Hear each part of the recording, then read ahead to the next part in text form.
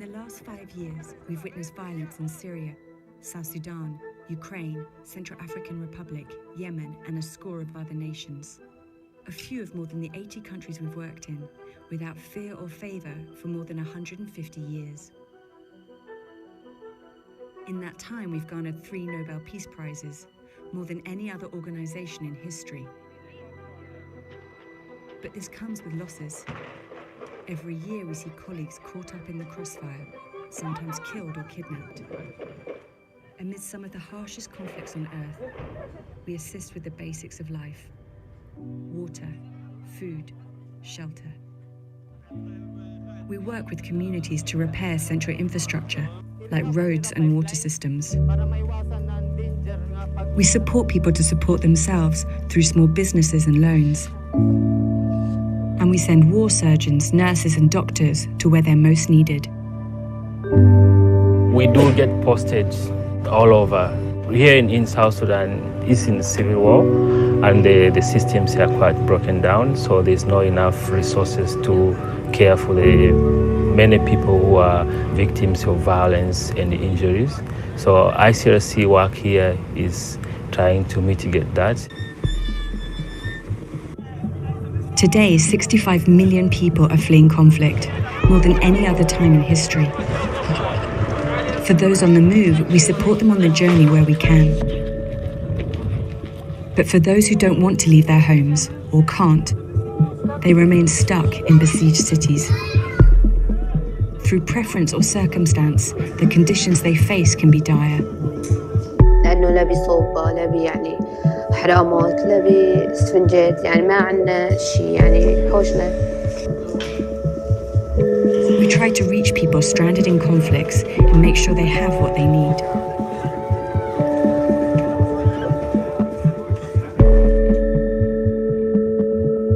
The Red Cross and Red Crescent network spans 190 countries. Through this global reach, we help families find those they've lost in the chaos of war. Once we realized the children had no family members with them at all, we collected all the information they could give us about their families. We used the pictures of the children, we used the names of the children and the names of their family members, and this is how we managed to locate their parents, their siblings, and their grandparents.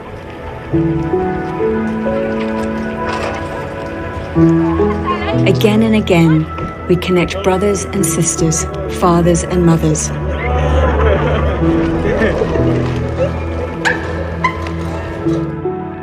When the circumstances aren't so fortunate, our forensic experts work to bring closure and the opportunity for a dignified burial. We care for victims of sexual violence and work to prevent such crimes. Les hommes réagissent en niant cette réalité. Ils disent que ce sont l'affaire des femmes. C'est pour cela que nous allons continuer en tant que volontaires à faire nos sensibilisations pour qu'un jour, toute la communauté puisse être au courant et de savoir que le viol, c'est quoi. Throughout the world, we work to help the most vulnerable people and those who may be overlooked. We care that detainees are treated humanely, no matter what they've done, visiting 1 million detainees in almost 100 countries. Assalamu alaikum. Sa mga tarima po namin, ma'am, 23 inmates po kami, yung iba, nagdadalawa-dalawa na lang po sila. Dito sa sahig po, ma'am, mas marami po yung... From the diplomatic level to the front line, we remind fighters on all sides that wars have limits. Named in the Geneva Conventions as an authority on the laws of war, we work to regulate the use of weapons, the methods of warfare, and to ensure civilians are spared. No matter who they are or what side they're on, we treat the sick and wounded. Being an organization which is very neutral and impartial, that's what we do. So it's spontaneous. You don't even have to think about it. Anybody comes with emergency, you take them in, no question. And in the wake of war, when weapons, bombs and mines are abandoned, we clean up what we can and help those whose lives have been changed by war regain their independence.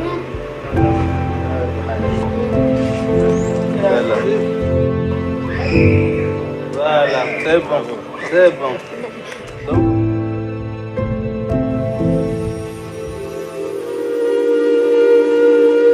Often first on the ground and the last to leave.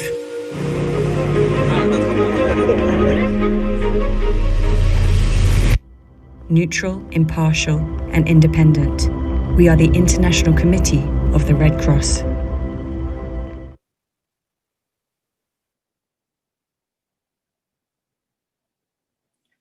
Welcome everyone, and thank you for joining us in our webinar today. My name is Father Albertus Bagus Laksana SJ. Currently, I'm the Dean of the Faculty of Theology, Sanata Dharma University here in the city of Yogyakarta. And I'm very pleased to serve as your moderator for today. No one disputes the truth that education is so crucial for the flourishing of humanity. However, we also agree that education proves to be elusive for a number of people in our society up until today. During the pandemic, for example, we have been talking a lot about the disruption in education, especially among the poor children who did not have reliable access to the internet. Also about families struggling with educating their children at home, with the challenges faced by parents during this online learning and so forth. Yet, there is a particular group of children and young people who continue to face the formidable challenge of having regular education, even without a major outbreak like COVID-19. That is, children who live in the conflict setting around the world, children refugees, and so forth. This is indeed a very complex situation, and it does not seem it will go away anytime soon. So what we need is to address these questions and problems together in the spirit of collaboration. In this very spirit of collaborating, we are very privileged today to host this webinar on access to education in conflict setting.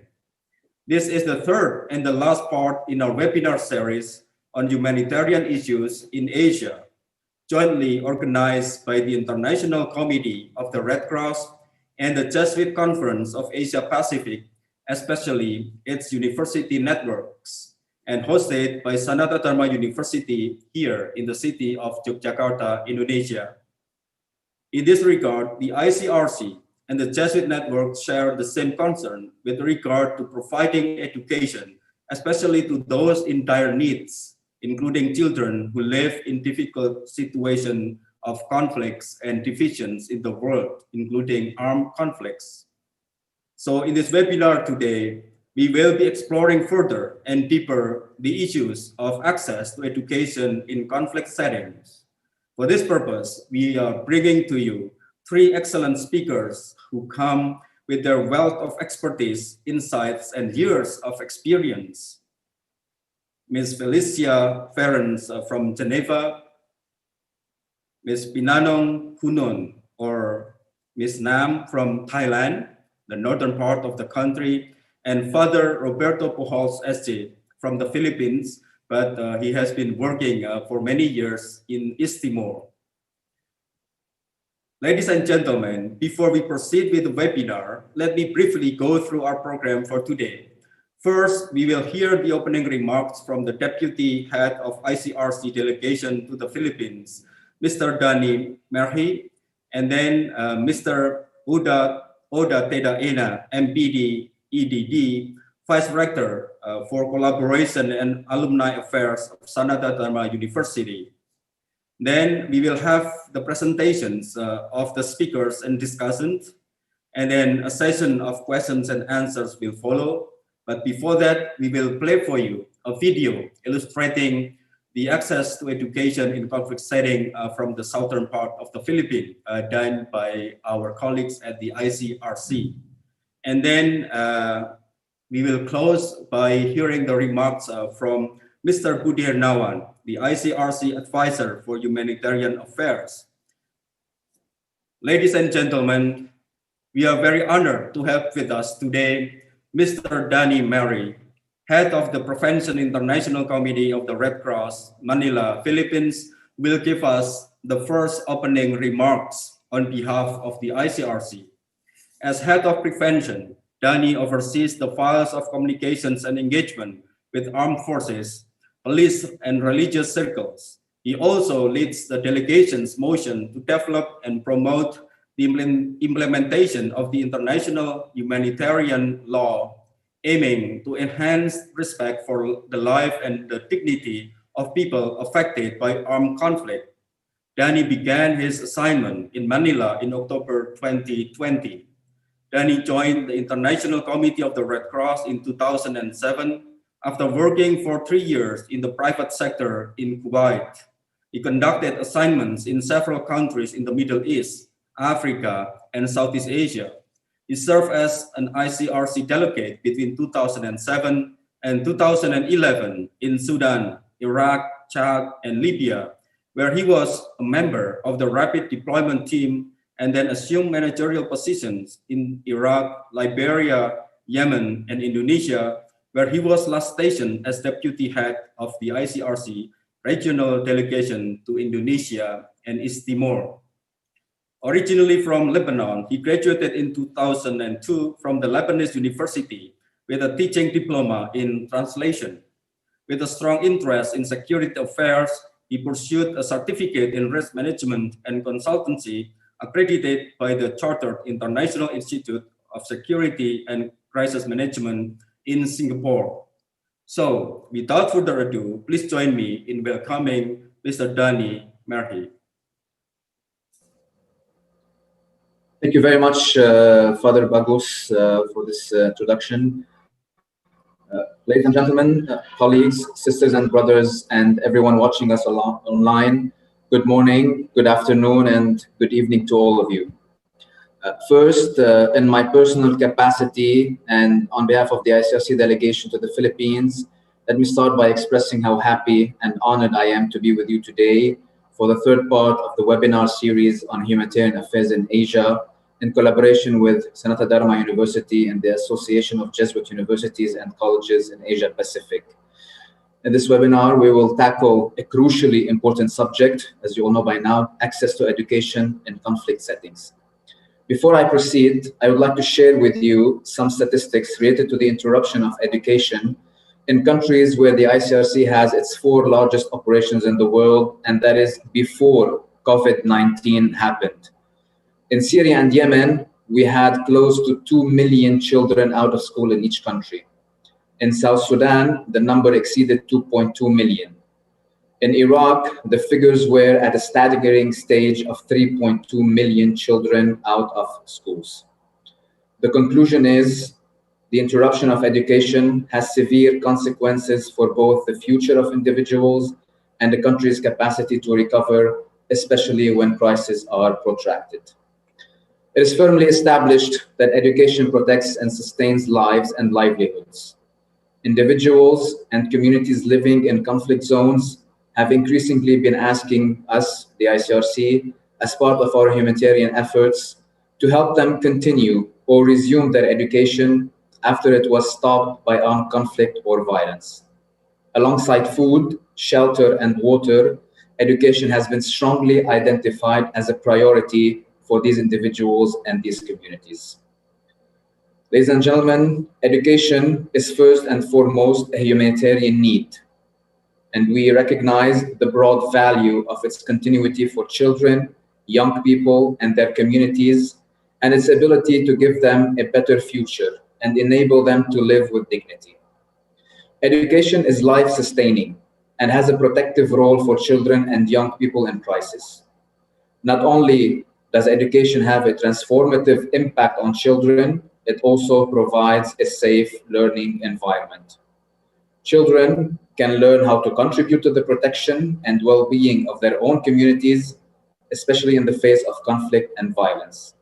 It also provides a sense of normality, which is essential for children and young people who have had traumatic experiences, live in unstable situations such as protracted conflict, or have been displaced. Education happens to be the public service that is least resilient to external shocks and is one of the first to be impacted by conflict and violence. Displacement is often the cause of a disrupted education, but also a disrupted education may cause people to move. Specifically, girls' education is disproportionately affected by conflict. Worldwide, in countries that are affected by wars, girls are at least 2.5 times more likely than boys to be out of school. Legally speaking, humanitarian law does not establish a right to education. However, it does and consistently contain rules that are aimed at guaranteeing that in situations of armed conflict, education can and should continue. Students, education providers, and schools are also protected as civilians and civilian objects of the international humanitarian law, which the ICRC works tirelessly to disseminate, promote, and ensure the respect.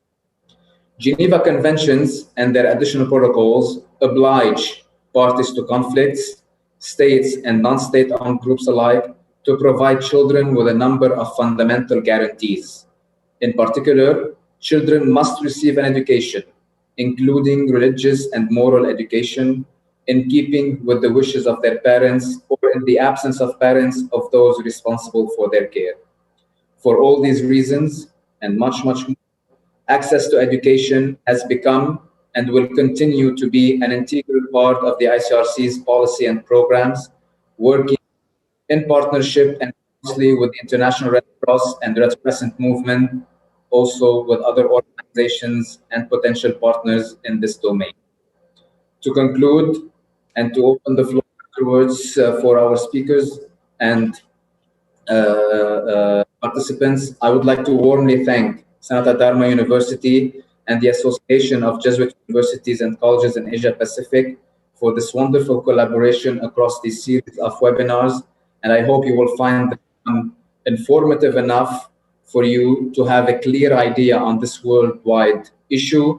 And also, I would invite you to ask questions, participate actively, and hopefully we can work all together on seeing how each from his and her own side can contribute to mitigating the risks and helping to resolve that problem. Thank you very much, Father Bagus, again. Thank you very much, ladies and gentlemen, and all the best. Thank you, Mr. Dani Merhi, for your words of enlightenment on the subject, access to education in conflict settings. Very insightful, as well as your words of encouragement and support for our cooperation. And ladies and gentlemen, our webinar is also graced by the presence of Mr. Oda Teda Ona, MPD, EDD, the Vice Rector for Collaboration and Alumni Affairs of Sanata Dharma University here in Yogyakarta. Mr. Teda Ona completed his doctorate in education at Loyola University, Chicago in the US, and his research has been focused on the questions of critical pedagogy, very much related to our engagement and the theme of our webinar as well this afternoon. Mr. Teda Ona is going to deliver an opening speech on behalf of Sanata Dharma University, especially the President, Pak Eko Priyatno, PhD. So please welcome Pak Oda Teda Ona. Thank you, Father Bagus. So good afternoon, good morning, good evening, probably, ladies and gentlemen. And again, welcome and thank you very much for attending this webinar series. And as Father Bagus mentioned, that this is pretty much my area of study. So I really like to join this webinar and hope to learn from this webinar. So I believe that this is the time to share and also to reflect for all of us, to share the practices that we have had in our own field in different areas, and also to reflect of what we have done so far related to education. So as it was outlined in the collaboration, that this webinar is to promote dialogue between all of us who are working in the area of education, especially in the for children in the conflict area, and also to create the space for sharing and exchange experience, expertise, and also best practices or practices that we had, so that we can learn from each other. This is also to amplify our engagement to work with the people that we are serving. Although ICRC and Sanata Dharma University and also the AP is a kind of different organization, but we like serve more or less the same purpose, that we help people to have a better life in a way. So this third webinar is access to education in armed conflict setting, and this is the last one. I think in our region, compared to the one from the short video that we have just watched, and also the data that Mr. Dani just presented about the conflict and education in certain part of the world, our region, I think, is I could say probably it's pretty stable, but some form of conflict still occurs in different intensity and different levels in our area. So there are some people, because of that, those conflicts, then some people, some students, some kids, some children are actually have a limit to education, or their opportunity to have better education is limited because of that conflict, even sometimes hindered or even blocked, so that they do not have access to education.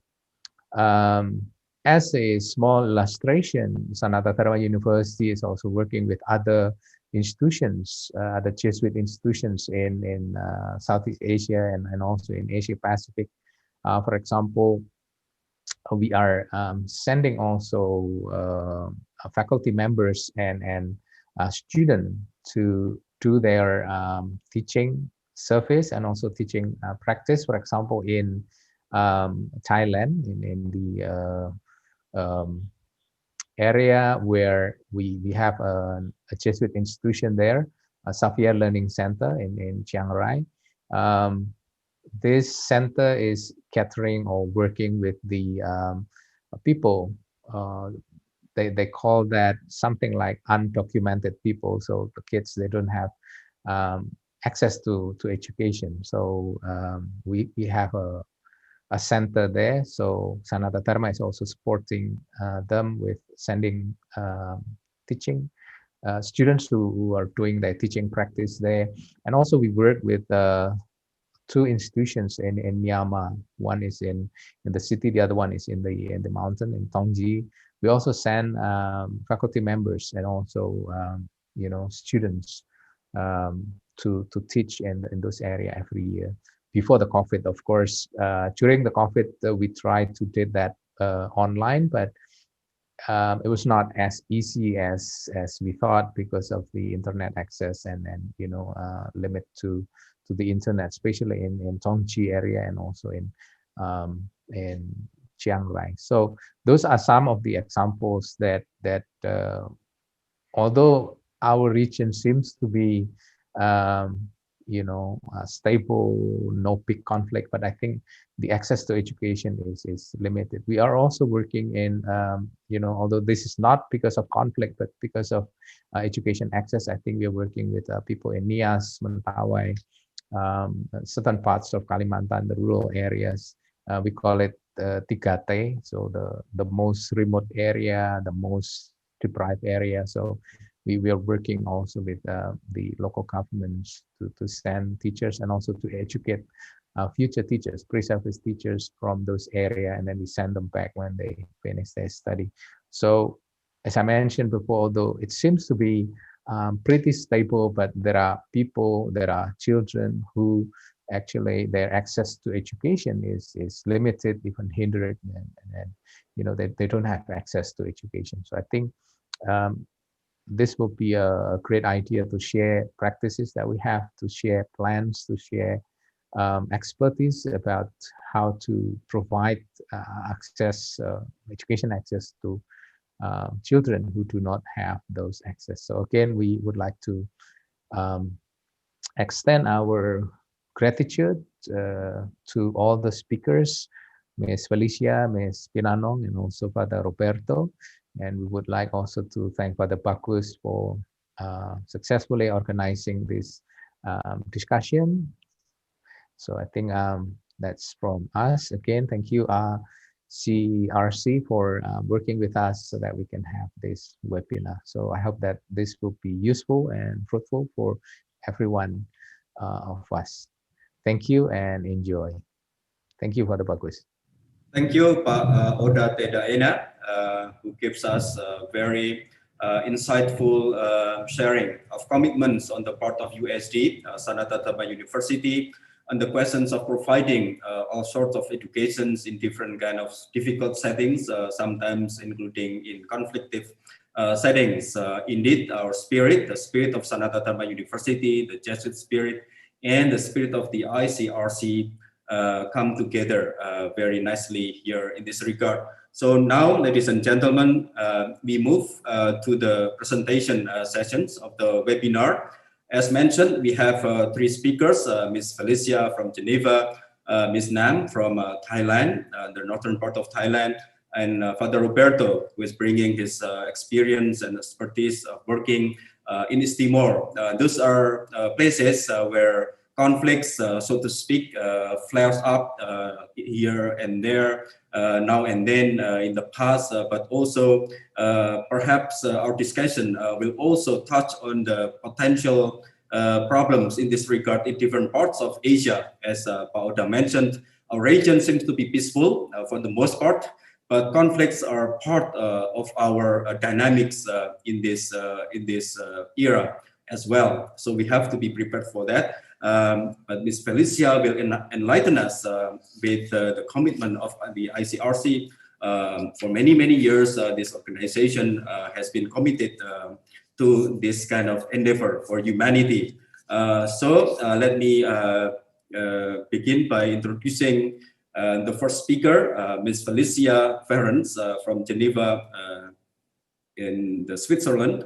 And then each speakers will have 20 minutes later to talk and to present their ideas. Ms. Felicia Ferrens is Access to Education Project Officer, and she supports the coordination and implementation of the education response of the International Committee of the Red Cross in situations of armed conflict and violence. She is based at the ICRC headquarters in Geneva, Switzerland. Before this position, Felicia worked for the ICRC's humanitarian policy and diplomacy team and in different projects in Côte d'Ivoire in Africa. Ms. Felicia holds an LLM in Public International Law from Leiden University in the Netherlands. So Ms. Felicia is surely the right person to enlighten us on the problem of access to education in conflict setting. So please welcome Ms. Felicia Ferrens.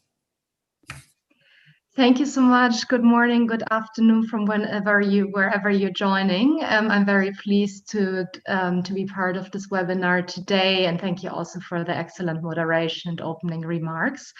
Let me just share my screen for my presentation.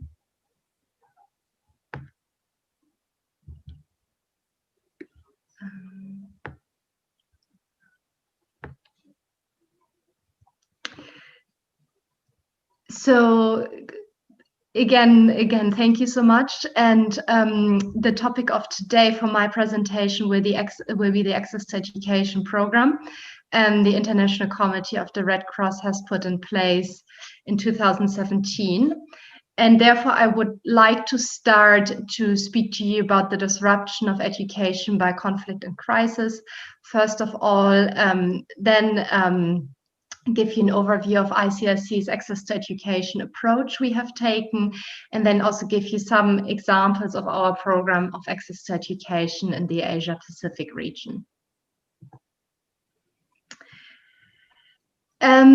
Access to education is disrupted by crisis and conflict over and over again in different parts of the world. And the rationale of our program was that access to education is a humanitarian concern.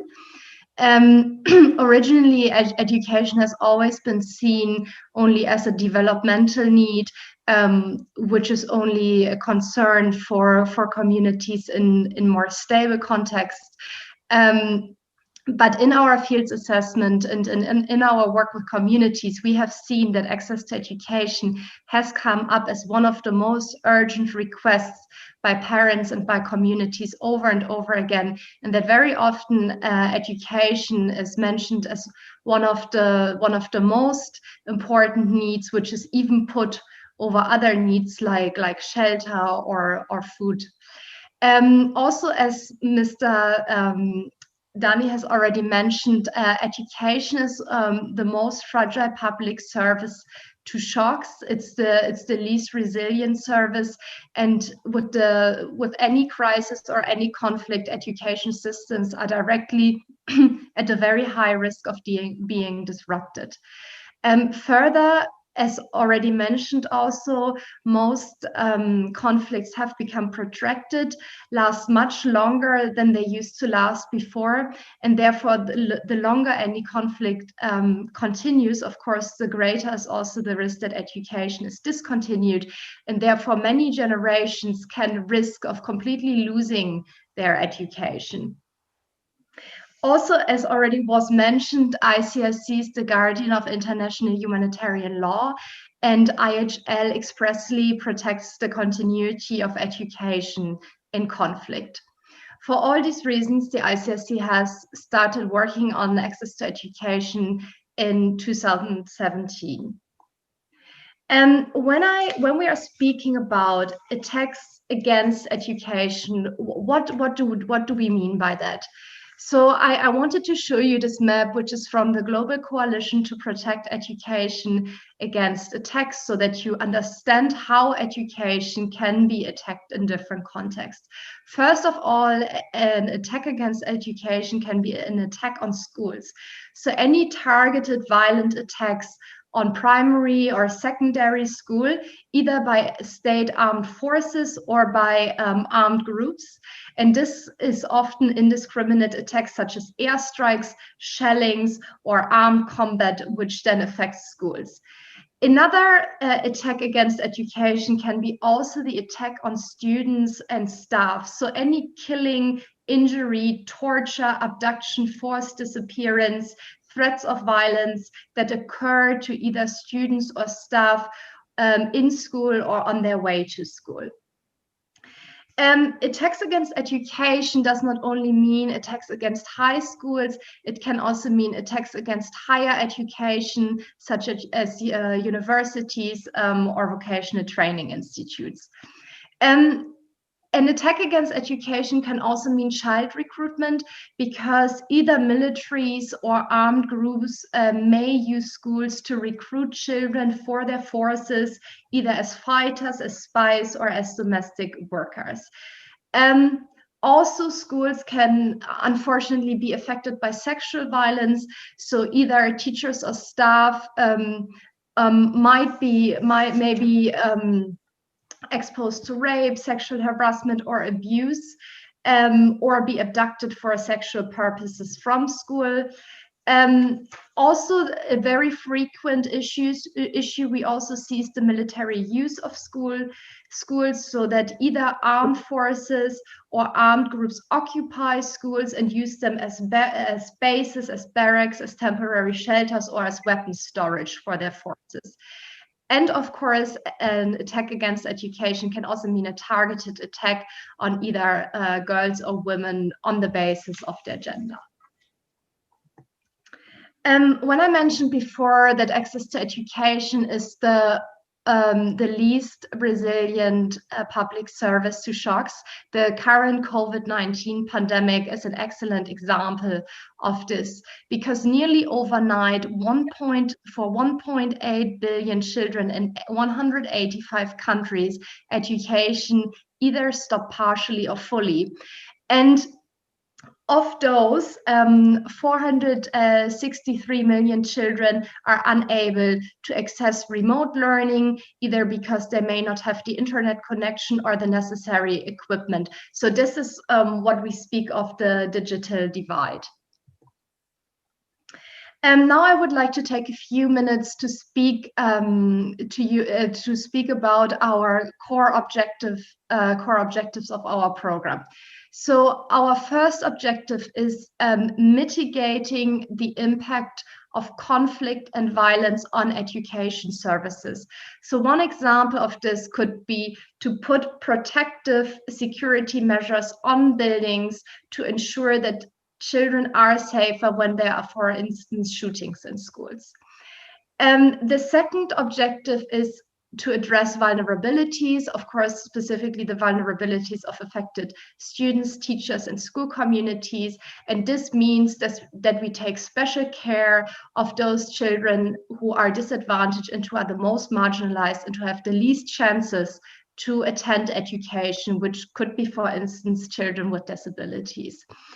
And then our third core objective is vocational training, which means providing affected communities with the professional and vocational skills which they need to deliver essential services or humanitarian services to their own communities. So to give another example, in Baghdad, for instance, we trained in many local engineers who now service the urban water supply of the city. When we designed the program, we very deliberately decided that it would be based on ICRC's 4 core strengths, because there are so many education organizations already out there who work on the issue. We decided that we would specifically focus on the added value of ICRC.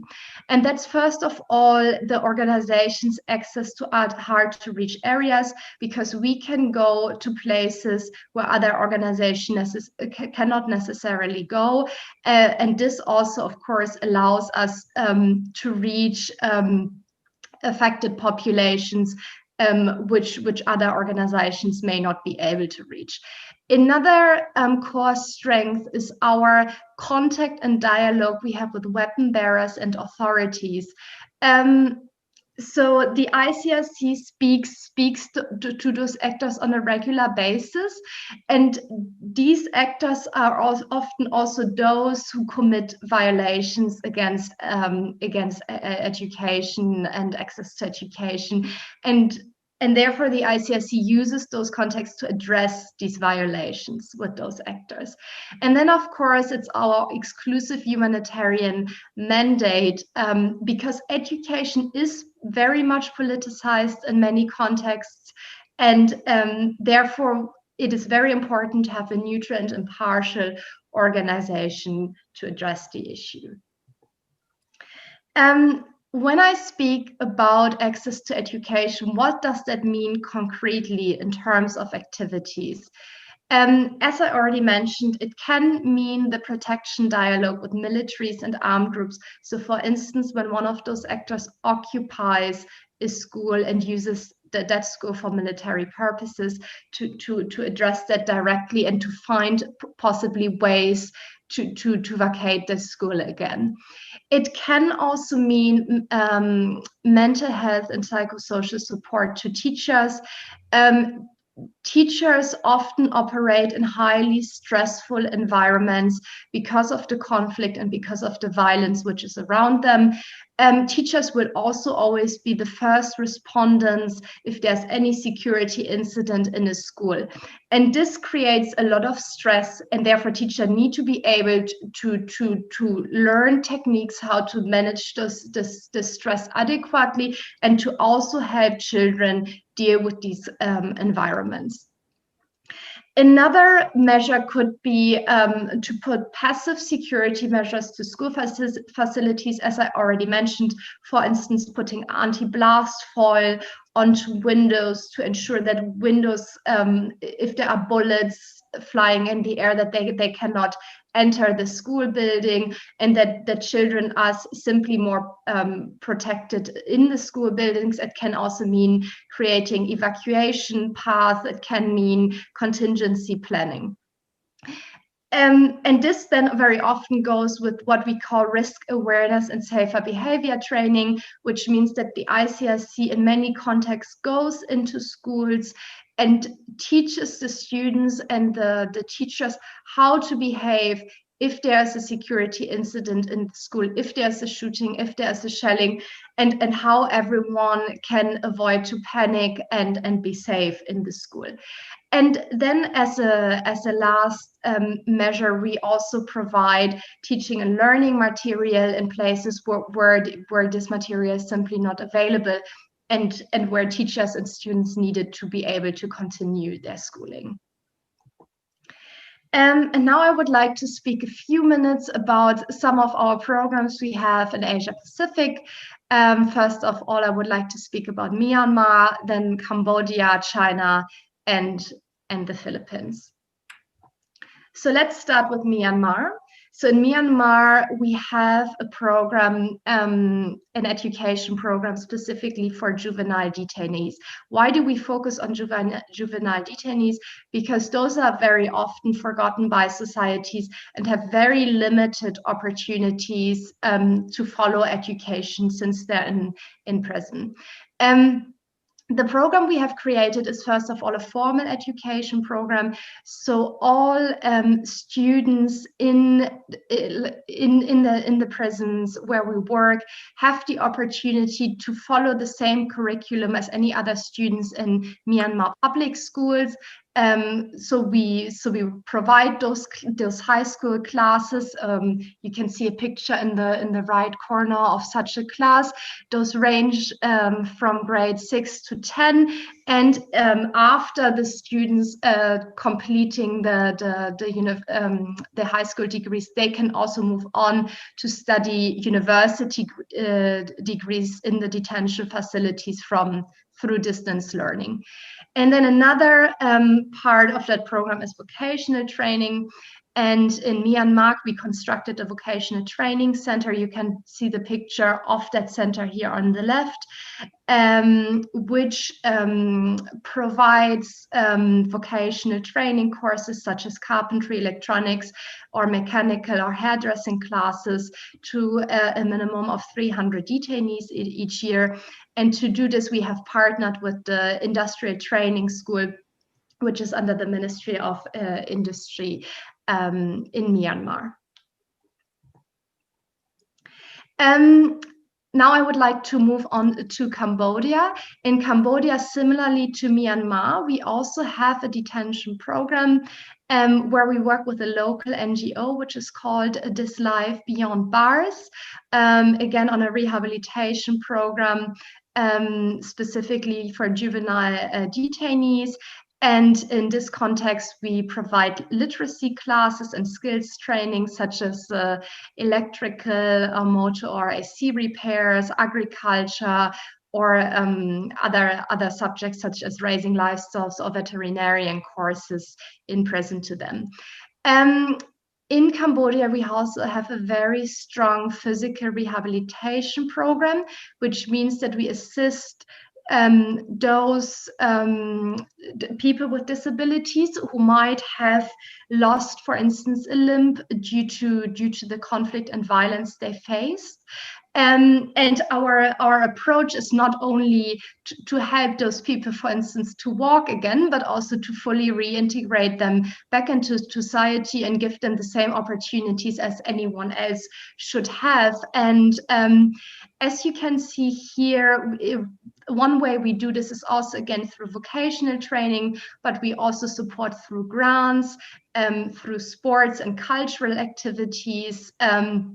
For instance, in the right corner, you can see I'm not sure if you, I hope this is not in the way, but you can see two girls playing on our wheelchair basketball team. In the left corner, you can see a primary school girl who's learning to write, even though she has lost her parts of her arm. And we helped those school children, for instance, through school materials, through paying their school fields, uniforms, or even sometimes providing bicycles when they need to get to school. And also in many schools, the issue is that people who are in a wheelchair might not always be able to enter the classrooms. So we, for instance, build disability accesses through ramps so that they can attend classes easily. Then I'm coming to the Philippines. In the Philippines, we built a temporary learning space. So in Ragayan Elementary School in Butik Town, we rehabilitated the entire school. The school was severely damaged by a conflict between the government security forces and a non-state armed group in 2016. You can see the school and the children on the left side and how it was damaged and destroyed. And we hired around 90 members of the community who worked together with ICRC to rehabilitate the school. We call these kind of programs cash for work programs. And you can see on the bottom how the school was rehabilitated. But we're also planning to build a new 4-classroom building and also a new 3-classroom building for different grades and a school playground, as well as providing school furniture, so that the children will not only have a temporary learning space, but also a more permanent place to go to school safely. And then our last program I wanted to speak about is China, is the Humanitarian Education Program. The goal of the program is to integrate international humanitarian law into the formal school curriculum. And this is normally done in partnership with the Ministries of Education and often also very often the National Society. And this program is for children in the age range of 13 to 18. And it teaches to the students international humanitarian law and humanitarian principles. For instance, students learn how to protect life and human dignity, not only during armed conflict, but also during their daily life. It helps also students how to prevent and reduce suffering, which is caused by war and violence. And it also trains young people to analyze humanitarian challenges in today's world. And this program has been implemented in different locations in China already since 14 years. We have given 100 teacher training workshops. More than 300 schools have implemented this program, and 100,000 students have profited from it.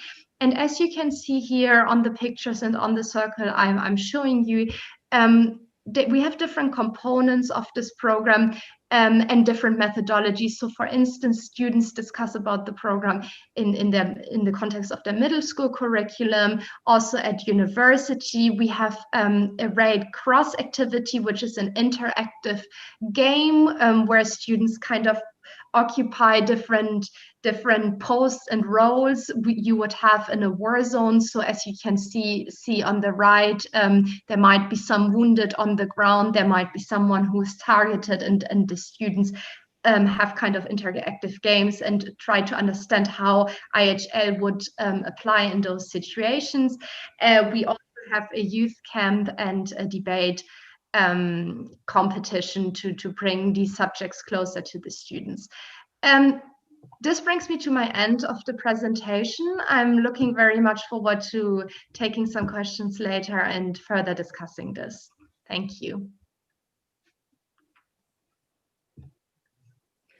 Thank you so much, Ms. Felicia, for your very rich and enlightening presentations. You brought us to different parts of the world, in our region in particular.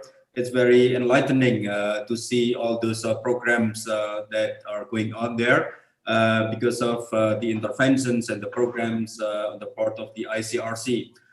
You also explained the details of your principles and your programs as well. So it's all very enlightening, and we move forward with that to the second speaker, which is Ms. Pinanong Kunon, or Ms. Nam for short, who hails from Thailand. From now, she is working in Chiang Mai area in the northern part of the country.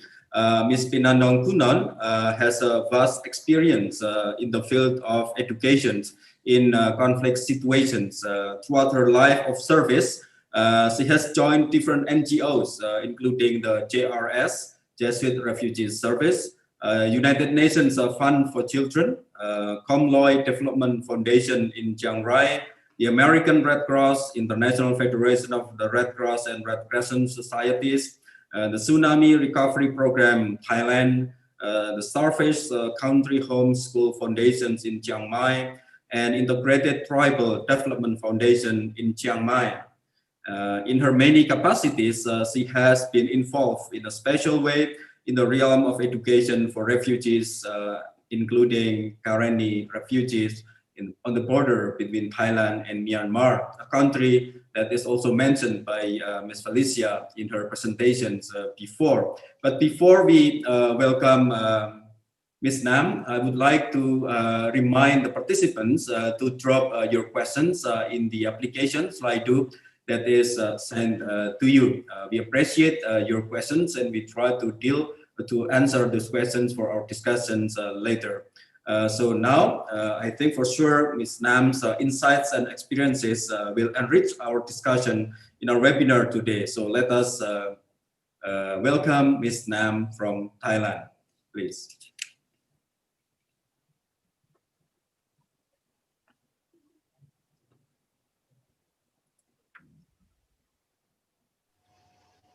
Hello, everyone. I would like to share my experience as an ordinary teacher who used to work in the conflict, access to conflict education in at least 2 camps in Indo-Chinese refugee in Chonburi. That is the refugee camp from Laos, Cambodia, Vietnam, those times. And also, and on the other hand, is like from working in refugee camp in Myanmar, Thai-Myanmar border. So I would like to share with you my presentation here as my experience, only one person experience. But normally the education is we work in many organizations, many levels. But today I just share my experience with you.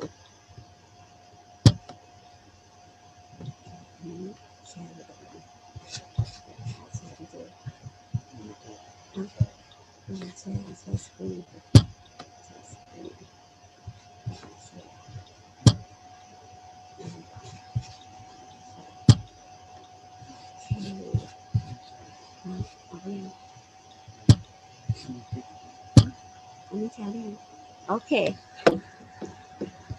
Education in the armed conflict setting. I used to work with many organizations according to the needs. Sometimes it's mostly in education, and also in some in the how say that, the violent effect by like tsunami, something like that. It's kind of emergency in terms of education also. First, I worked in Pananikom refugee camp in Thailand. That the refugee moved from across the Khong River from Laos into Thailand. But I'm in the last camp, that is the processing camp, to train the refugee to resettlement to the third country. In Pananikom camp, the setting is well prepared, and many programs provide like ESL, work-oriented, culture orientation, and like work-oriented prepare them to be ready to go to the third country. If you see the Pananikom is next to Cambodia border, below Bangkok down there, that is the Pananikom camp setting. In Pananikom camp at that time, I worked with the consortium. It's 3 organizations combined together, like Save the Children, World Education, World Learning. This is the processing center. At that time, I worked as an ESL second language teacher to teach the adult who cannot read and write their own language. Then they have to learn English. Then they are ready to resettlement in the third country. That will help them be able to go to shopping, ask for help, or just daily conversation that they need. And also after that, I moved to another program in the same camp, like to prepare the children to be ready for the secondary school. The children is 8 to 11 years old, never access to school, no kindergarten, no primary, but the age is already in the secondary school if the resettlement. So we use the early childhood curriculum to help them learn language, math, or some basic knowledge for them to prepare them to ready to go to school. But they learn very well because they're already ready to learn. Only that they don't have a chance to go to school during the war or the fighting. And after that, I moved to Child Development Center in refugee camp as a staff supervisor that provide service for the parents who have to attend the training on work-oriented, on language, on culture, or they go to if they need help, something like that. So they have time, they can drop their kids in the child care center that we can take care of their kids while they go to attend the training to improve their language and skill. After that, I come back to Thai-Myanmar border in refugee camp in Mae Hong Son, working with Jesuit Refugee Service. This is the classroom. This is the classroom that where we work. The floor is the dirt, and the table is just a piece of wood. Stick it on the ground, and the wall is made of bamboo. The bamboo is only half wall because of limited of the resource. And these are the teacher that we give them the training. Teacher here, it doesn't mean that they graduate from teacher college, but they just be able to, they can read, they can write. So we train them the skill, how to teach, how to make material. We give them the training. When I work with JRS, I work in the 2 camp upper next to Khaya State. It's Ban Mai Nai Soi and Mesurin camp in north of Thailand, in the west of Mae Hong Son, in that province. First, I go there, I work as a teacher trainer of Karani Primary School. We have in 2 camp, we have 9 primary school, which is we have to give them the training 1 week before the school is open for the next term. So we gathering all the teachers together, and we have the trainer to go to teach them subject by subject and grade level. And then we give them the training, what kind of material they need to use, what kind of activity you can do with the kids, how you evaluate the kids.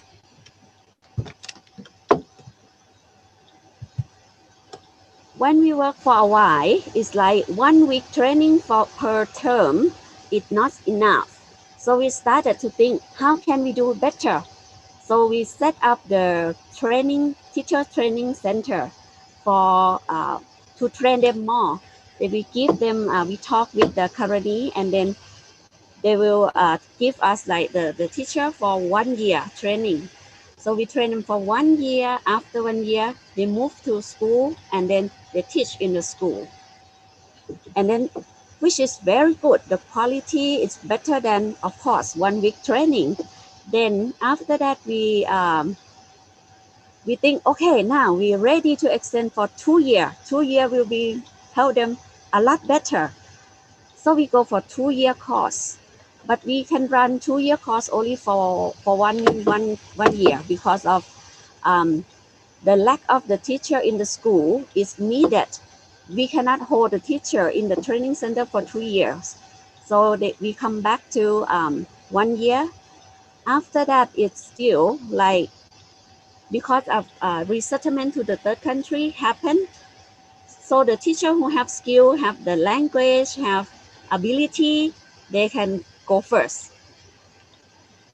Then the cost of the teacher training is dropped to be 6-month training, after that 3-month training, back to 1 month training, and then back to 1 week training again, because of the rotate of the resettlement is quite fast.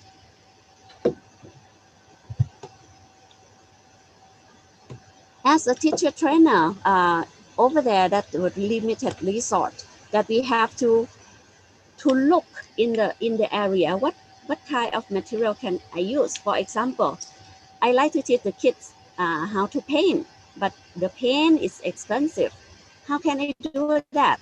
So I look like, okay, we do the mud paint.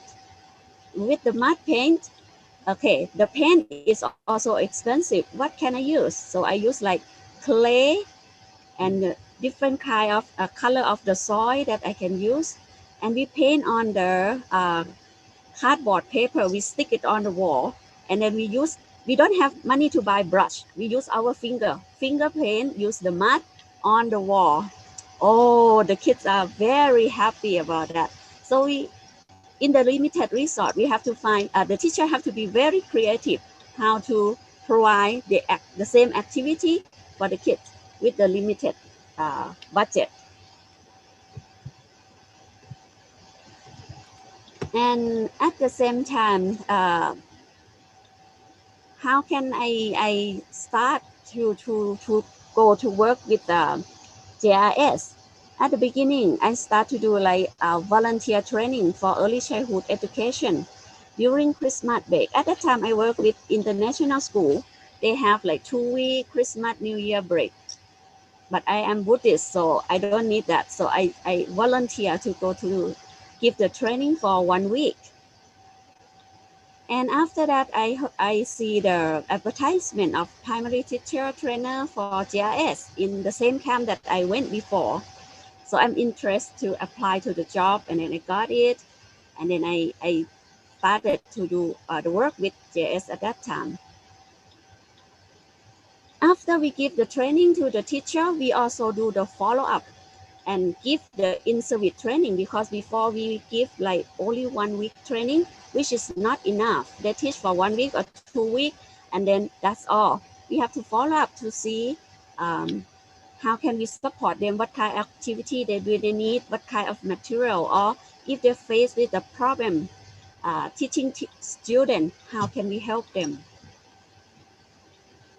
And after that, it's like not only when we work with JS, it's not teach only academic, but also put your heart on the job, follow the kids. Sometimes there's like, oh, they sick, they are in the hospital in Mae Hong Son in town, which is the parent cannot follow them, and then we have to like follow up for the students who are sick also in the hospital. Okay, I would like my experience to sharing with you will help you on your work in the future. Thank you very much. Thank you.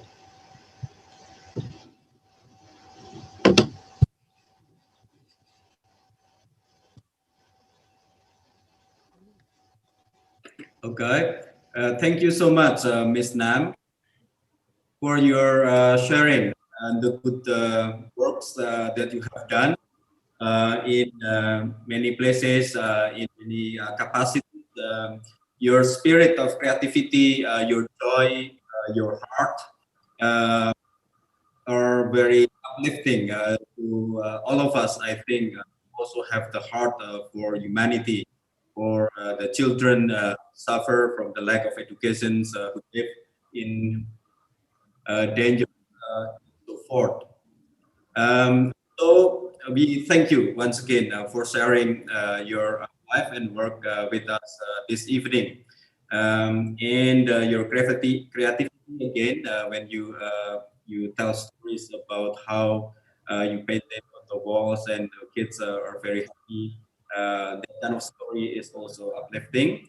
And ladies and gentlemen, we will be moving forward with the third speaker, the discussant, which is Father Roberto Boros, who hails from the Philippines.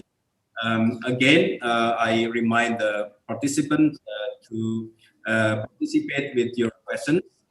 Before I move to introducing Father Bohos, let me read one or two questions that are already logged in. The first is for Ms. Felicia. Do you have that kind of work in Indonesia? One speaker, one participant, ask you that questions. The second one is with regard to access to education by the government. Are there any cases where ICRC access to set up or revive education is denied by a government or by the authority of the government? How would you deal with such situation? Those are the two questions that you can think of. And we will be back with those questions and your answers right after the presentation of Father Roberto Bohos. Ladies and gentlemen, it's time for me to introduce to you our third speaker or discussant, Father Roberto Bohos, a Jesuit priest and educator from the Philippines. He was working in East Timor for 10 years, from 2006 to 2008, and then again from 2012 to 2020. His most recent mission was director of the Jesuit Junior and Senior High School, Colegio de Santo Ignacio de Loyola, where he served for 4 years. He was a high school teacher in Zamboanga City in the Philippines before he joined the Jesuits order. For his regency, he was sent, as mentioned, to East Timor in 2006 for 2 years. In 2013, he was also assigned as a director of a parish school in Ermera district, East Timor, where he served for 3 years. In January next year, he shall begin his master's in education, majoring in educational administration at the Ateneo de Manila University. So please welcome Father Roberto Bohos. Thank you very much. Good afternoon, good morning, good day to everyone. Thank you, Father Bagos, for that introduction. And thank you, ICRC and Sanata Dharma, for inviting me. My sharing this afternoon is basically about my Regency experience. So I would like to request for the presentation. So I'm going to basically talk about Timor-Leste. All right. Yes. So the next slide, please. Okay. So in my background, I mentioned there about Zamboanga because I come also from a situation wherein armed conflict is a common experience. So most probably it helped me when I was assigned in East Timor. When I went there, actually, I wasn't expecting conflict. I thought that I will be a teacher. So when I went there in 2005, so the beginning of the conflict was already there, but I thought it will not happen. And then I was assigned, and that was the baptism of fire in 2006. The conflict is really internal. So it's among them. Okay. Now I returned back to the Philippines for my theology, and it helped me understand the people all the more. So, and later when they assigned me as a priest in 2012, this time I work in the formal education sector already. We started our own school. And the last assignment was a very good experience because of the experience of the conflict. I understand the people and I learned how to deal with them, especially in the context of formal education. The next slide. Okay, the next slide, please. Now, the conflict setting, as I mentioned, it's mainly on my experience of that 2 years. I was an English teacher, and I also acted as a guidance counselor and campus minister. Not formally trained, but our formation as Jesuit helped me how to help them to understand the situation.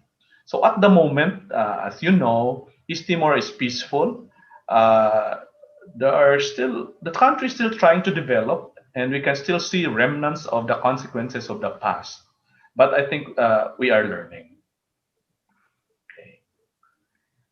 Now, just a brief history of the country, because this will help you understand why there was a conflict. So for 4 centuries, East Timor was under Portugal, and it declared independence in 1975. And then Indonesia came for 24 years. They voted for independence in 1999, and they regained their independence formally in 2002. The crisis that I am talking is in 2006. Again, it was internal. So we look at it now in 2020, 45 years after declaration of independence, 18 years after the restoration of independence. So they're still very young. The country is still very young, still developing. Okay. Now, part of the reason why the conflict happened because of the consequence of the foreign rule before, and there were internal conflicts among themselves. So I would say, based on what I saw, they were like the identity of the people. Okay, they were trying to recover the past. So the people, especially the young one, had to decide to move forward or to make sense of what they can do. There are many options and possibilities. So, in my experience at that time, I saw that the trauma was really deep because of the violence, and as a consequence, if there are some conflict, then they go for violence. There was also, I observed the division, okay, among the people, the old generation, the young generation, the elite, and then those in the middle class and the common people. And at that time in 2006, it was really between those people from the East and those people from the West. So that was the conflict that happened. Now, what the living condition during the time of the conflict, our students were senior high school students, so 15 to 20 years old, and they come from the different districts of the country. Now, at the height of the conflict, students were afraid to stay at home because they do not know whether the enemy is the neighbor. So the divide between the people created that fear. Okay, so they were frightened, they were sad, they were anxious, and there's that feeling of disconnection. Okay, at that time, I could not ask who among you are from the East, who among you are from the West. So I have to be careful in talking to them. Now, students also at that time, of course, conflict situation, regular life is difficult, and the connection is a challenge, and then the feeling safe, the safety is really a question. I was lucky because my director back then was Father Edu, an Indonesian Jesuit who was there for so long. So he was really the one in control, and I really just followed at the back. So he was there he knew the people, he understood the dynamics, so he was able to guide us. Okay, so the wounds of the past, yeah, I would say deep, and many of them were still carrying the pain, especially at that time, unable to trust, and the difficulty of controlling their outburst of anger, difficulty in controlling their emotions, and as a consequence of those experiences, also they have difficulty in focusing and concentrating in their studies, especially after when the conflict slowed down. So when the school was trying to reopen, we noticed that. Now, what were the efforts that we tried to do? In my case, the director understood the situation, so I tried also to study their history and their personality dynamics, and then tried to accept the people that they were still struggling. And I had to convince myself that we, as much as possible, we try to create that space for healing, because if not, then the next generation will continue to suffer or will to bear the pain. So we tried to do as much as we can. My director was very good because he tried to organize concerts and sports and gather the people, talk to them, so help them to like be at peace, be secure. There's that assurance. Okay. Now,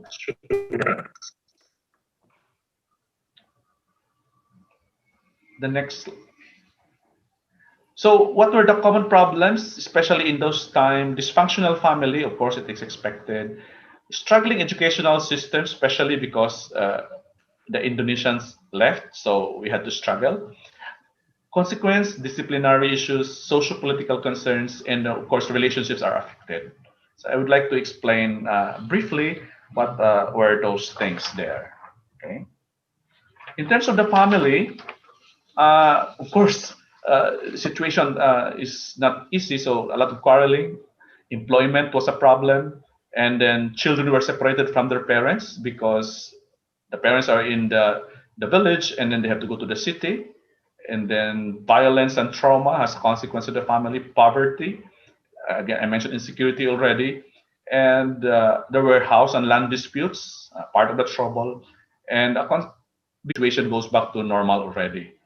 And because we are a Catholic school, a Jesuit school, we tried our giving them recollections and retreats, which helped them a lot to settle down and to go back again to normal. Now, the next, in terms of the struggling educational system, okay? So because of the situation, poor time management, and they were still adjusting at that time, the learning skills were weak. So, and then motivation also was not very strong because some sort of hopelessness, and because of the troubles and the conflicts that had comprehension, math and science was it was a challenge for them. Now, in our context, they had to learn Portuguese, Bahasa Indonesia, and English, so multiple language instruction. So depth is a challenge, and our teachers were not yet trained well at that time, and then our curriculum also was overloaded, and it's not so responding to the context. So what did we do? We just had to be patient.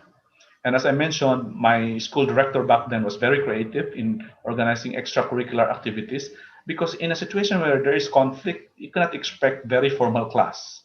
You really have to make them like feel the joy also by singing and some dancing, actually creative works. No, and slowly we tried to organize our in terms of orienting them on how to study, to develop themselves in terms of the formation program, and slowly we tried to make them think and ask them to be independent in learning, not just to wait for the teacher. The next, in terms of the disciplinary issues, okay, expected in a conflict situation, tardiness because lack of sleep, sickness also, physical and psychological, motivation to study is not very strong, and it's easy to get in trouble because of unable to manage emotions. So what helped us at that time, we just have to allow them to talk and create that, train them to be more aware of themselves. And slowly, we involve the parents because sometimes the trouble, if not most of the time, all the troubles begins at home. And we try to be consistent as much as possible in trying to impose discipline and training them to follow.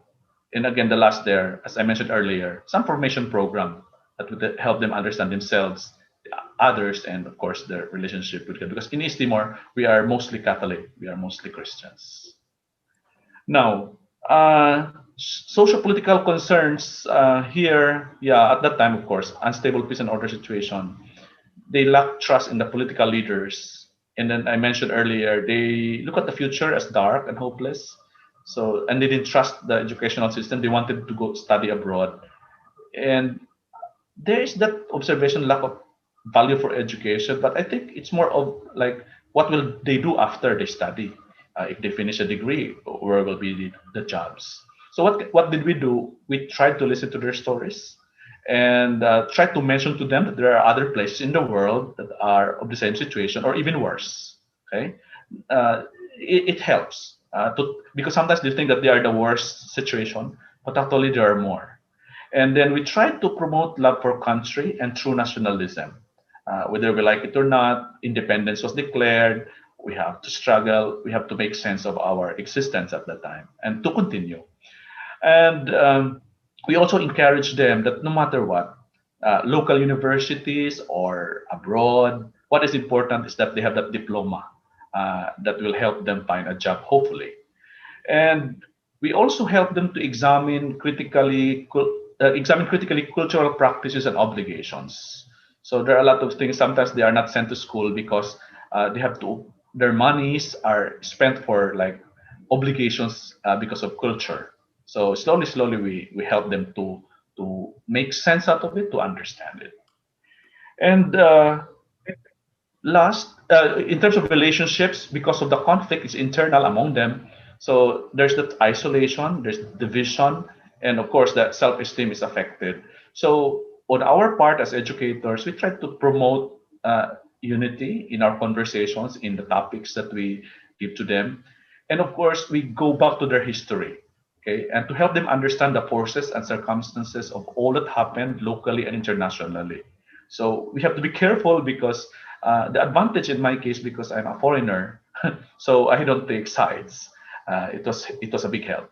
And then formation, love for country, and the formation that we did is especially to count the blessings, even if the amidst the suffering.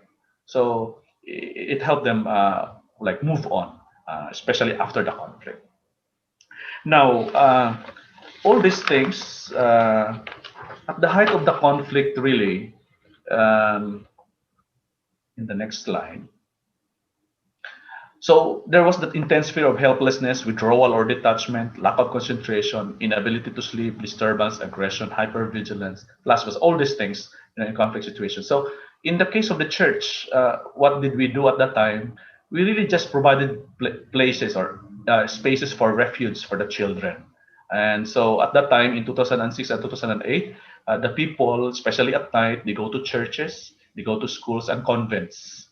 So that was that time. So it was in a way we had our role to create that space, and some education works continue also. And in my case, again, I was lucky because my director was very strong. We were able to continue the classes even with the conflict. The students were housed in our school. Okay, so now what I'm in this slide, these are more formal terms, but actually I was not trained to do this. But we tried to modify. So as I said, I was not prepared to face the conflict, but I had to make sense of what to do. So debriefing and psychoeducation is important. Individual therapy, another, and group therapy. Okay, I would like to give some comments on each one on what did we do at that time. Okay, on debriefing, again, a while ago I mentioned it's really about talking to them, okay, helping them going back to the normal, allowing them to share their experiences, listening to them, articulate their emotions, and then explore possible course of action, and hope, inviting them to hope for a better situation later. So how to support one another. Now, we also try to educate them on the effects of the situation and even to just listen so that anxiety will be lessened and for them to equip themselves as they deal with their confusing situation. Here, I focus so much on the students, but actually our teachers also, as mentioned earlier, they are the ones more stressed. And this helps. Our director was good because he kept on talking to all of us.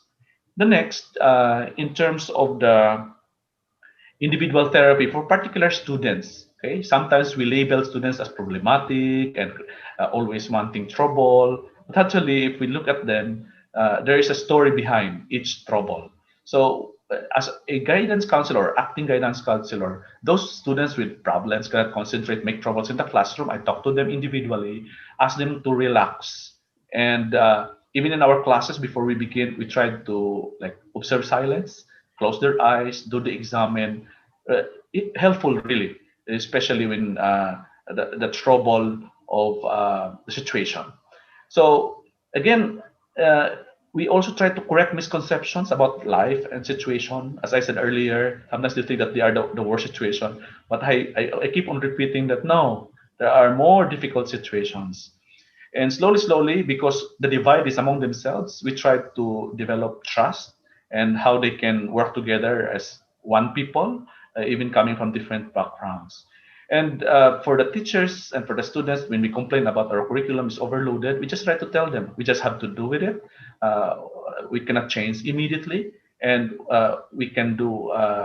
We try to do what we can, and slowly, um, I noticed because we are in a conflict situation, teachers are very easy to be irritated, and so we have to help each other how to lessen the anxiety, to manage our anger, and to control our aggression. But it is a big challenge, and I think the last effort that we did is I call it group therapy, but I mentioned earlier my director. He was very good in this. When there is that trouble, when there is that shooting, when there are possible difficult situation, he would gather us as in an assembly, and he will orient us what to do, explain us the situation, and give us some background. So it really helped us to gather together as a community and to explore options and possibilities in case what there will be aggressors or there will be troubles that will come into our school. Okay.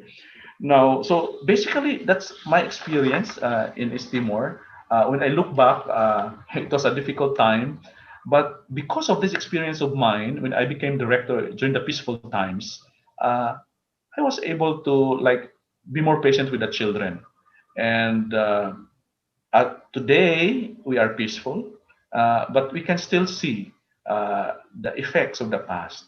And so, as an educator, it's not really about the content only, but I think what really is important is the human formation and to help them understand themselves.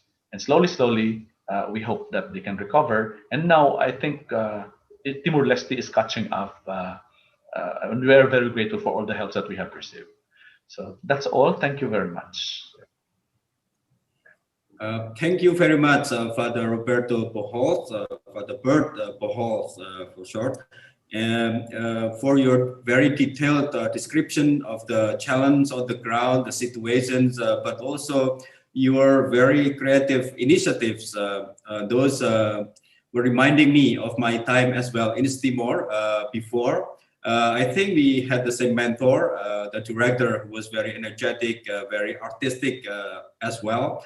Very creative, true educator in that sense, in dealing with all those emergency situations.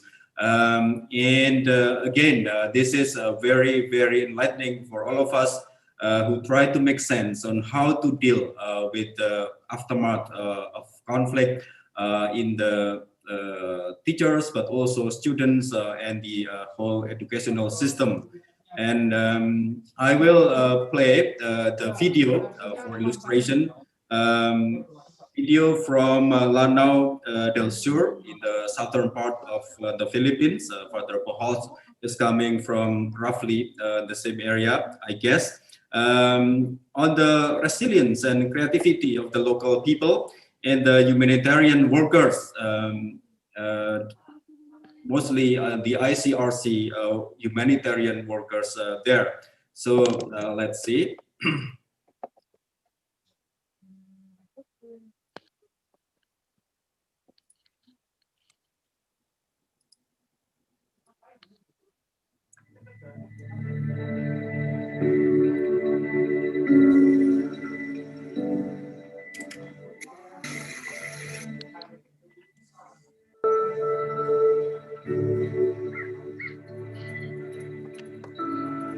4 na taon na ang nakalipas mula nang mangyari ang labanan sa pagitan ng puwersa at hindi puwersa ng Estado sa bayan ng Butig sa Lanao del Sur.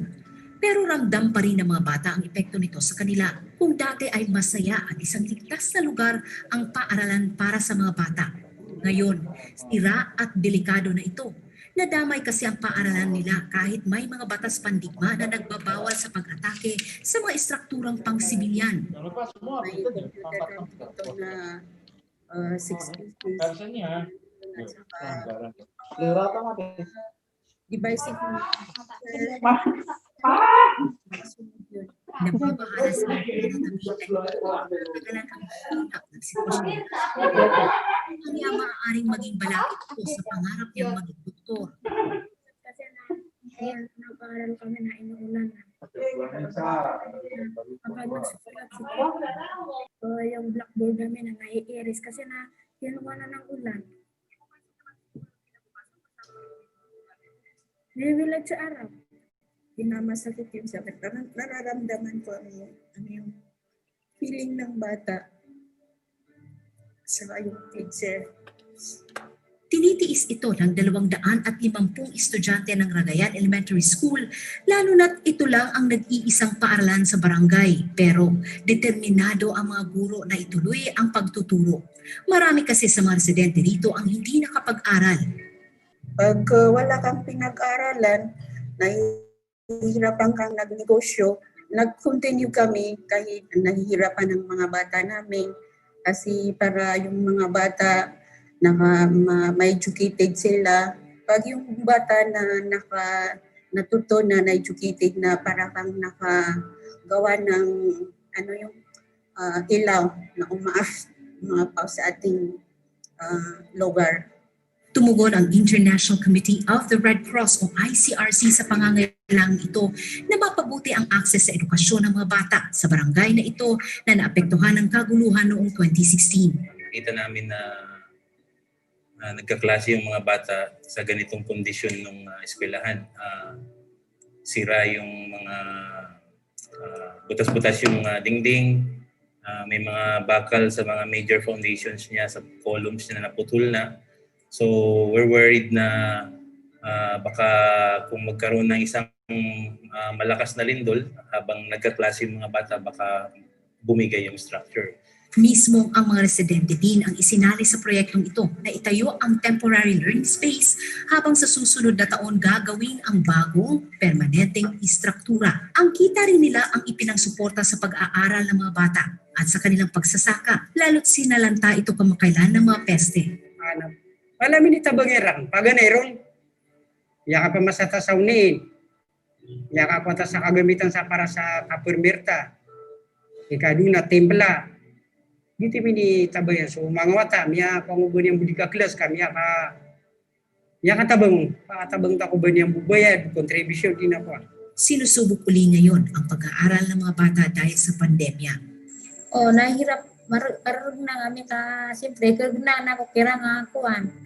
Batanin malaigrado na mas malaigrado na sa kanya nung basa katan kita grade 6 na kita ba nga noon na kita mga ito ni grado. Pero pursigido ang buong barangay na bumangon sa lahat ng pagsubok na hinaharap nila dahil naniniwala sila na kung makakamit ng mga batang gaya ni Norjana ang kanilang pangarap, magdadala ito ng sindaw o pang-asa sa kanilang komunidad.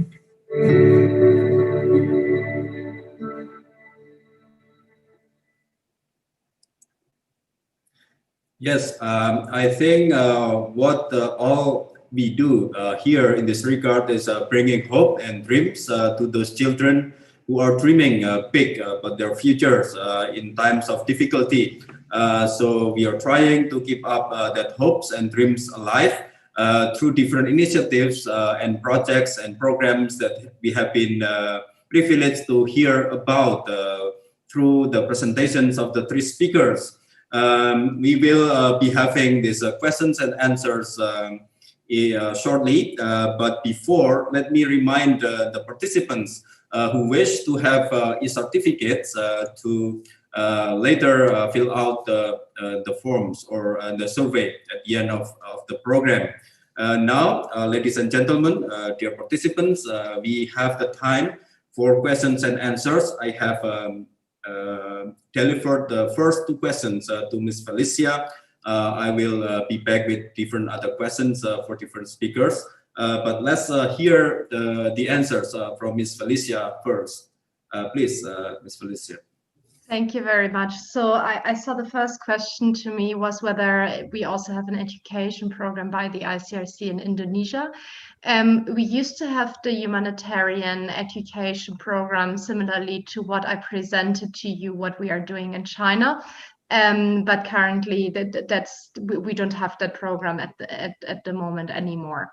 Then the second question for me was whether there are any cases where the government denies access to education and what we would do in that case.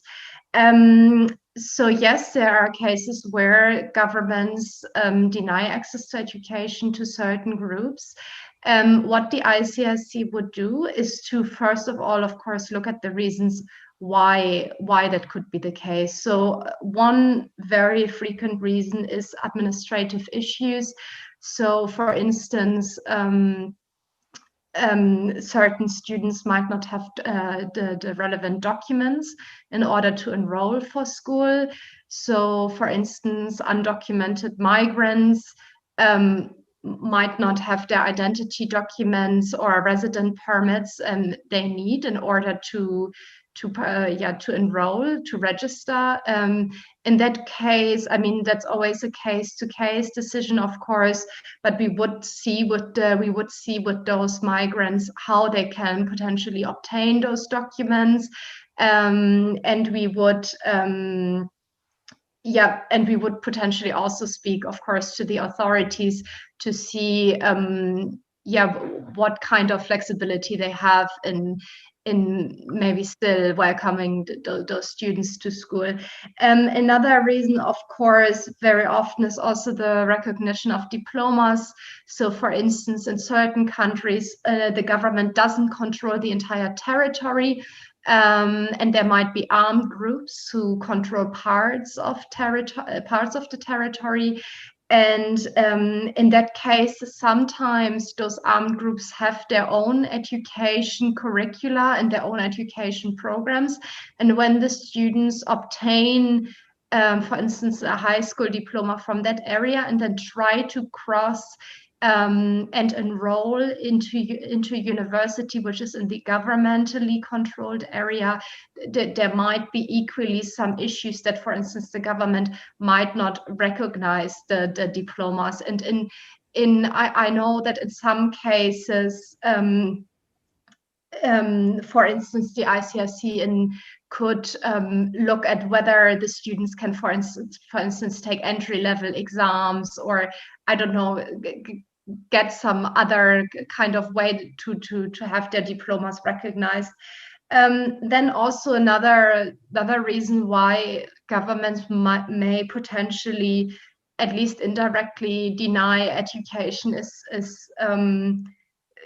simply because of resources. So for instance, in many national laws, it says that detainees should be able to access to education, should have education opportunities in prisons, but in many detention facilities, this is simply not the case, because the detention authorities do not necessarily have the budget or the resources in place to provide such programs. So here also the ICRC would work together with the authorities to see how we can support in such situations. And I mean, I showed you a few examples, what kind of programs we're running in detention, what kind of support we have been given.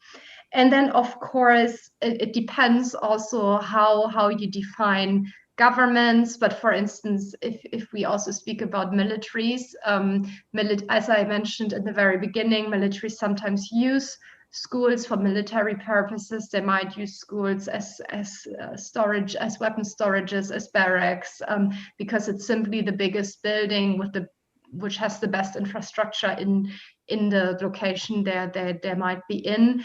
And in those cases, we will use our protection dialogue, our context we have to those military actors, and try to negotiate with them and try to see how potentially schools can be vacated. And then I also saw that there was a third question for me in the chat box, which was in terms of different cultures or social settings of conflict in different countries, what are the key principles to apply to that condition for education? So how I understand that question is like how we kind of deal with different cultures in education settings in conflict, if I understand correctly. So of course, our first principle is always that we just work on access to education. It's the state, it's the government, it's the Ministry of Education who holds the responsibility of providing education. It's not the ICRC's role to tell states what to put into their education curricula, and it's entirely up to each state to decide on that. Our role will simply be to supporting those who are not able to access to education. And I mean, I feel like in this context, like in any other context, the ICRC would apply the humanitarian principles. So first of all, of course, neutrality. So it shouldn't matter from which side of the conflict you're coming from which camp or from which party your family may be associated with, but you should be able to access education regardless. Same for impartiality. There should not be any discrimination as to whom we provide education to. It should be open to all groups, regardless. And then, of course, also independence. We shouldn't be following anyone's agendas from any side. We should simply be there because education is a imperative of humanity. And yeah, I think those humanitarian principles guide us in the ICRC, but also in all our education initiatives. Thank you very much for the good questions. Thank you, Ms. Felicia. Now, a question for Ms. Nam from Pak Oda, Ena. You mentioned that the camps are preparing people to live in the third country. Is it possible for the people crossing border to become a Thai citizen? That's the question for you, Ms. Nam. In that case, I think it's difficult to get the Thai citizen because they already like how say that when they across the border, they have the place like reset the temporary shelter. They in Thai border they have the camp and area for them, so it's quite hard to get the Thai citizen in this case. Thank you. So it makes your education program all the more important for them to survive, to flourish in one way or another without, I don't know, citizenship, I guess. For Father Roberto, in this time of COVID, how do you deal with it, and how do you help the students, especially for those who have no internet? Thank you. Okay, thank you very much for that question. In East Timor, for 3 months, we were locked down. We did not go to school. But after that, actually, because we have very few cases, we returned back to the classroom, more or less like normal. We just wear masks. Now, during the 3 months, we tried to organize simple things like via WhatsApp, and we send some notes. In our experience, especially in our school, 70% of them had access to internet. 30% was the challenge. So at that time, it was difficult to reach the 30%. So we thought that if the situation continued, we were even thinking of modules. Okay, it was difficult because we were not so ready. We did not think that the government will declare emergency and the school will be closed. So big challenge because, well, of course, as you mentioned, connectivity is a problem. And our teachers also were not ready to use technology. Okay, so a lot of resistance, and we always talk about there are a lot of negative consequences when the students hold cell phone and use the laptop. So big challenge for me at that time is to convince my teachers that we have to do it, or else education will not continue, we'll be jobless, and what shall we do? So at that time, as much as possible, we tried, but not so successful. All right. Now it's a very crucial questions, heavy questions to Ms. Nam and Father Bohol. During your works in conflict areas, did you experience any situation that threatened your lives? If yes, how did you cope with that? Ms. Nam first. Life-threatening situations in your case? Yes, of course. Sometimes we have to cross the river in the rainy season, and the river is quite high, but sometimes we have to take risks because otherwise it's another 3 months we cannot exit to because the river will raise high.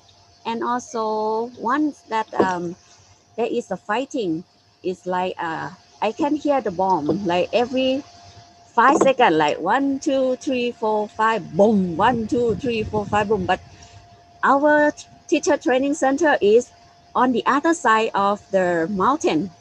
So I told the teacher there, because they started to scare and not concentrate, and they said that I believe that this mountain is high enough to protect us. And then if the bomb is here, I think like in Thai soldier will not allow the bomb across the borderline. They're just on the other side of the mountain, like that. Okay. Yeah. So yeah, you're a very strong person. Yeah. Situation, right? What about you, Father Bohol? You mentioned about the 2006 conflict, quite serious, I heard. Yes, thank you. Because I'm a Jesuit, I'm very obedient, so I have to follow my superiors. So if the director says stay in the school, no going out, then I just follow. So that's why I said it was very good, because the director would gather us, will orient us.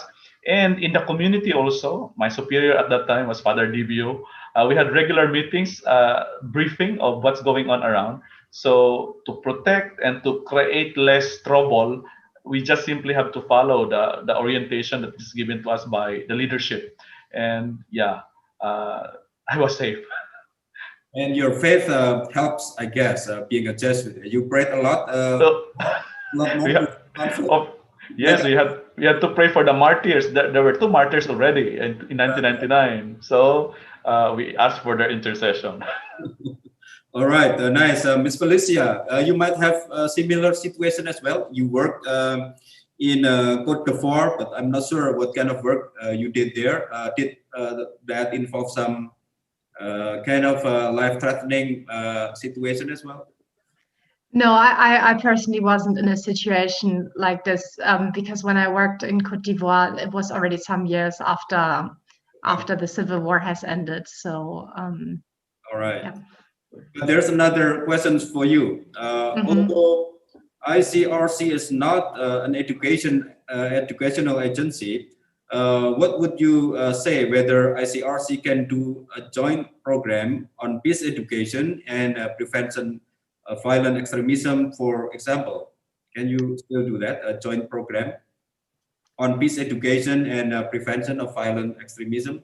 That would be like depend on, of course, exactly on the details of the program. We would need to assess that on a case-to-case basis.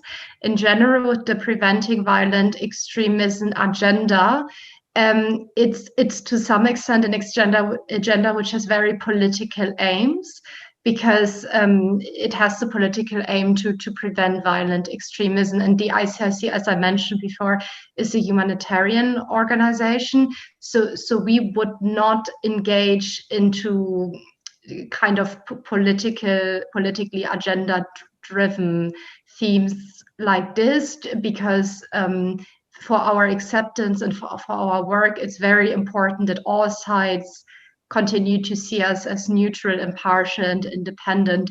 So for preventing violent extremism, for that part, it might be a bit difficult, but of course it would depend on the exact program.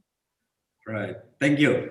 Actually, I have another questions regarding the cultural kind of support or cultural capital, religious capital included. Perhaps Father Pujols have talked about this a bit earlier, that it has become one of the pillars for the students, the families, the teachers to cope with emergency situations. And in the case of Thai or Myanmar situation, Ms. Nam, do you think that the cultural capital of the people there, the Karani refugees or other ethnic groups, play a greater role in their resilience and their creativity, their strength in dealing with the situations, or Buddhism for that matter as well? It's a mix up. In the Karani camp, it's mixed up with they have Catholic, they have Christian, Buddhist, and all enemies also. They are mixed and they have a chance to do their own culture and activity. We support all of their activity. Also, we also participate with their whenever it's like the culture or whatever that we support all group. Right. And Father Pujols, do you think that the cultural traits, the capital of the people in East Timor were crucial in their flourishing, coping with the reality of political tensions and so forth? I think in the context of East Timor, it's the Catholic faith really that helped us, because what we see is really the work for reconciliation is very important, especially among themselves. And the faith, the Catholic faith, the liturgies that we have, and the presence of the priests and nuns helped a lot because they listen to the church. And even the different international organizations, the NGOs, they gather together, they work together, partner with the church, because the people are working together with the church. They trust the church. So it was a big help. It was very crucial, even today, in bringing the people together. And hopefully those conflicts will not happen again, because we tell them, if the struggle before was with the outside force, now it's among us.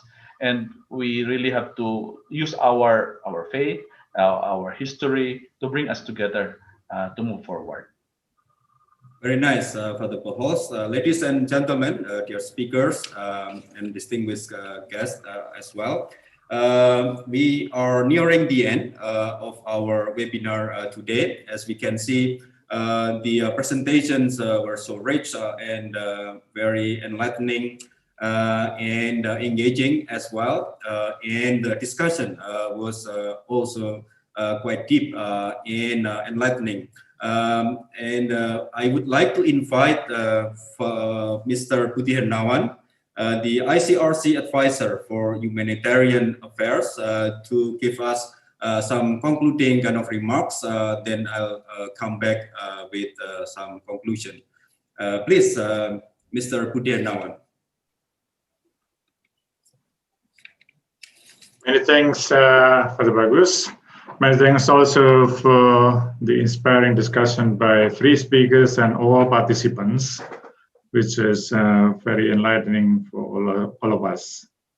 I believe education is always at the heart of every children and family everywhere in the world, even in the conflict setting as we just now listen to. Children and parents do not give up their dreams even during this conflict situation. And despite all the challenges, they continue to strive to get education. And today we learned a lot about the different layers and the challenges that our children and parents have to confront in order to get this access. We learned from our speakers and that the word fragility or vulnerability have been repeatedly mentioned by our speakers. In reality, the speakers already explained that fragility means family dysfunctionality, traumatized children, refugee camps, schools have been damaged, no teaching materials, or overburdened teaching curricula, and so on and so forth. The challenges that we learn is from Thailand border, Timor-Leste, Philippines, China, and other contexts of Asia, even to the global context. Ladies and gentlemen, what also strikes me is the figure of what Felicia explained there. It's about 1.8 billion children, 1.8 billion, not million, but billion children, partially or fully stopped accessing education today. 1.8 billion number is much bigger than the total population of China or India. This is the largest population in the world at the moment. In other words, we are confronted with an enormous humanitarian problem of today. On the side on the same coin of education that we keep hearing from our speakers and also our participants today is about hope and courage. Our educators share with us today in their ongoing efforts to address the problem from the school level to detention center, refugee camps, even to the global intervention like what ICRC has been doing at the moment. Therefore, we are in the part of a global effort to provide education to children and young people in the conflict setting and beyond. Ladies and gentlemen, this is the last part of our international webinar series on Humanitarian Affairs in Asia, which is co-organized by ICRC, Sanata Dharma University, and the Association of the Jesuit Colleges in Asia and the Pacific. On behalf of myself and ICRC, I thank Sanata Dharma University for their great cooperation and the leadership of Father Bagus in preparing the events, all events, not only this one, but the previous ones, which was not really easy. There's all kind of challenges, technical difficulties to find speakers and to get connected with them. And we do hope that their cooperation will continue in the future. I'll also thank you, our IC colleagues from Jakarta, from Manila, and Davao, who tirelessly organized all meticulous detail of the webinar. Otherwise, we couldn't have done it in this way. And finally, we thank all participants from the first to the third webinar, who really engage in discussion and enrich the discussion. For those who missed any parts of the webinar, can still visit the YouTube channel of Sanata Dharma University. And we hope that you can join us whenever we organize similar events in the future. Thank you very much and have a great weekend. Back to you, Father Bagus. Thanks so much, Mr. Budiarnawan from the ICRC. On our behalf, Sanata Dharma University and Faculty of Theology and the Jesuit Association of Universities and Colleges in Asia-Pacific, I would like also to extend our gratitude to you all, the participants and the speakers, but also Mr. Danny, Mary in particular, and Mr. Oda Teda Ena, who supported us all along as well. It has been quite an experience for all of us here at Sanata Dharma University, in particular our Faculty of Theology. This is a very positive experience for all of us. Try to get to cooperate with an international humanitarian body It enlarges our scope, horizon, knowledge as well. We have been exposed to different problems, questions of humanitarian nature that are also part of our mission as a School of Theology and Philosophy. So it's great to know many great people from the ICRC who are here today. Mr. Danny, Mr. Budianawan, Ms. Lani de la Cruz, Jesuit alumni. Very proud of the Jesuit education as well. And Pak Nash,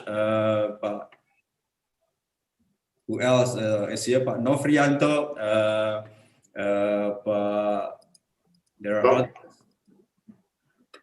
Pak Islam, Mr. Okay. Dominic also. Dominic as well, of course, Earnshaw. We saw him very happily in Jogja over a nice dinner. Amin as well, Father. Yeah, Aminul Islam as well.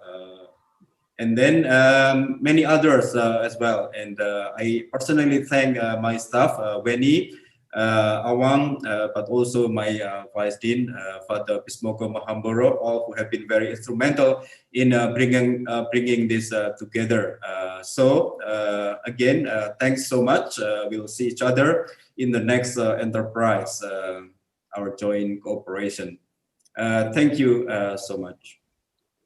Thank you. Thank you. Thank you. Until next time. Thank you. Thank you very much, Father. Thank you.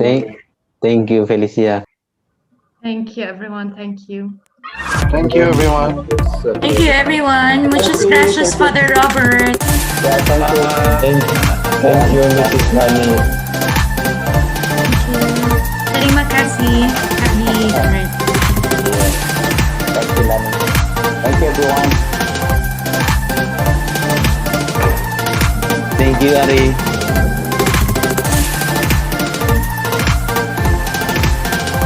Thank you, everyone. Thank you. Tadi yang lo bilang Ari-Ari gitu. Dalam muka lu lagi. Gak apa ada sentiornya. Gak tahu. Thank you, Dev.